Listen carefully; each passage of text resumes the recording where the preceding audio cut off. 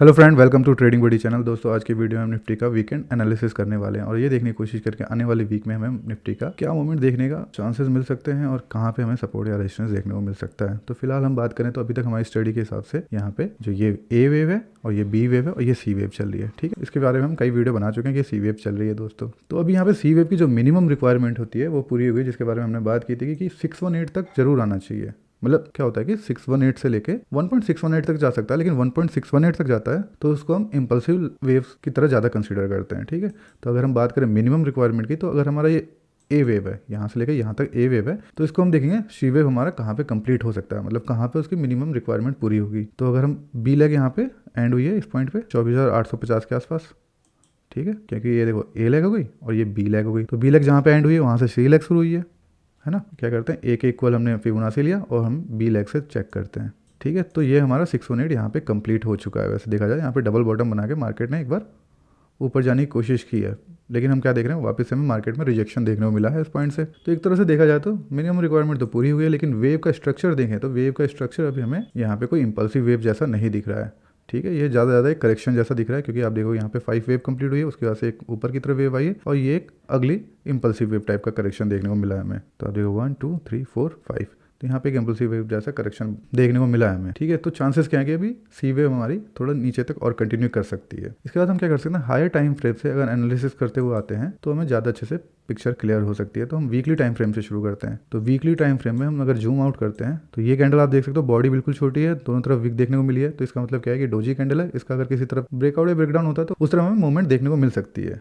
लेकिन अगली कैंडल देखें, अगली कैंडल बॉडी तो बड़ी है लेकिन स्ट्रक्चर वही है, क्लोजिंग जो हुई है उसकी रेड साइड में हुई है, यानी कि हम कह सकते हैं थोड़ी सी बेरिश कैंडल देखने को मिली है। लेकिन बॉडी किसी भी डायरेक्शन में हमें अच्छी खासी देखने को नहीं मिली है, तो हम कह सकते हैं यहाँ से एक ब्रेकडाउन होने के चांसेस है, और जिस डायरेक्शन में ब्रेकडाउन होगा उस डायरेक्शन में अच्छी खासी मूवमेंट देखने को मिल सकती है। तो वो डायरेक्शन कौन सी हो सकती है उसको देखने के लिए हम एक टाइम फ्रेम और नीचे चलते हैं, ताकि इसके अंदर की मूवमेंट हम अच्छे से समझ पाएं, जो कैंडल के अंदर की मूवमेंट है। तो उसके लिए हम क्या करते हैं, डेली टाइम फ्रेम में चलते हैं दोस्तों। तो डेली टाइम फ्रेम में क्या देख रहे हैं हम, यहाँ पे आप देखोगे 1 2 3 4 5 6, तो 6 दिन की जो मूवमेंट थी उसको एक कैंडल ने पूरा इनगल्फ कर लिया है। तो यहाँ पे काफ़ी पावरफुल इनगल्फिंग कैंडल देखने को मिली है, जो कि बेरिश कैंडल थी। उसके बाद से यहाँ पे हमें इसका कैंडल का जो टेस्ट होते हुए दिखा है, तो इसका 70% 80% तक टेस्ट हुआ है, उसके बाद हमें वहाँ से रिजेक्शन देखने को मिला है। तो हम कह सकते हैं कि दोस्तों यहाँ पे जो मूवमेंट है, ज़्यादातर चांसेस क्या हो रहे हैं, नीचे की तरफ आने के चांसेस हो रहे हैं, क्योंकि यहाँ पे आप देखोगे जो बियर्स हैं, बियर्स ज़्यादा हावी दिख रहे हैं हमें कैंडल स्टिक के हिसाब से। अगर हम और लोअर टाइम फ्रेम में जाते हैं, यानी कि आवरली टाइम फ्रेम में जाके देखते हैं, तो इन कैंडल के अंदर कैसी मूवमेंट रही है, तो हम यहाँ पे देख सकते हैं एक रेंज है, रेंज के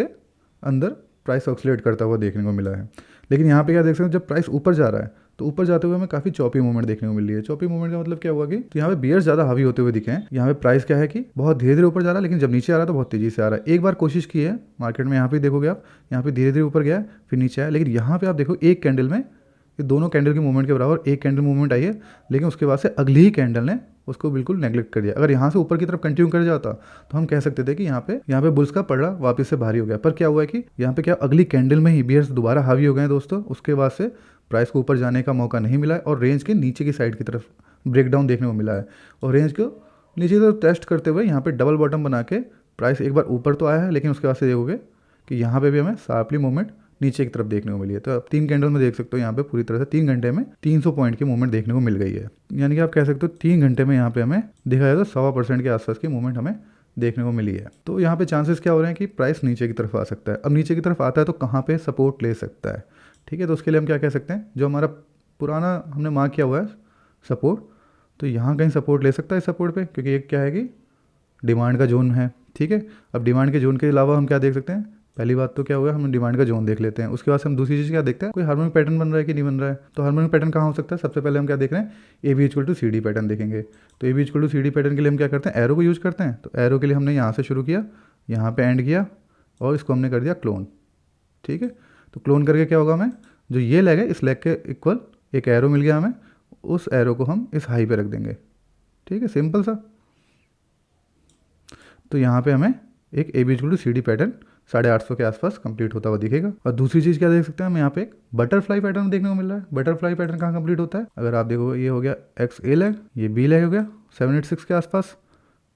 ठीक है, सी पॉइंट और डी पॉइंट कहाँ कंप्लीट होगा 1.272 पे। तो यहाँ पे हमारा कोई बटरफ्लाई पैटर्न भी बन रहा है। तो यहाँ पे प्राइस आता है, उसके बाद से कैसा मूवमेंट होता है उसको हम देखेंगे, उसके बाद से हम डिसाइड करेंगे कि हमें क्या ट्रेड लेनी है। फिलहाल क्या है कि यहाँ पे हमें बटरफ्लाई पैटर्न AB=CD पैटर्न हमें यहाँ कहीं देखने को मिल रहा है। और उसके अलावा क्या है कि दोस्तों अगर ट्रिगर की बात करें तो 1 तारीख को बजट आने वाला है, उसके बाद ही हम एनालिसिस को दोबारा करने की कोशिश करेंगे। अगर बजट में अगर ट्रेड करना है तो उसके लिए कैसे ट्रेड करना है वो मैं आपको बताऊँगा अगली वीडियो में। बजट से पहले हो सके तो कोई वीडियो बनाऊंगा जिसमें मैं आपको बताऊंगा बजट में मैं कैसे ट्रेड को प्लान कर रहा हूँ अपने। फिलहाल आज की वीडियो में इतना ही, मिलते हैं नेक्स्ट वीडियो में। Thank you so much.